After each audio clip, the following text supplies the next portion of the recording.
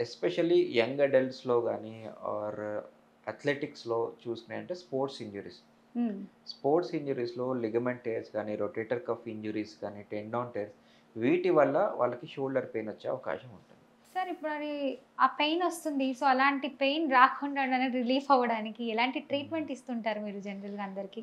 So, shoulder పెయిన్‌లో అసలు ఈ tendon వల్ల పెయిన్ వచ్చిందా? ఆర్ స్లాప్ టేర్స్ అంటాం. ఈ టేర్ వల్ల పెయిన్ వచ్చిందా? హ్మ్. రొటేటర్ కఫ్‌లో మనకి టేర్ అయిందా? వాటర్ ఏమైనా చేరిందా? హ్మ్. జాయింట్ ఆర్థరైటిస్ వచ్చిందా?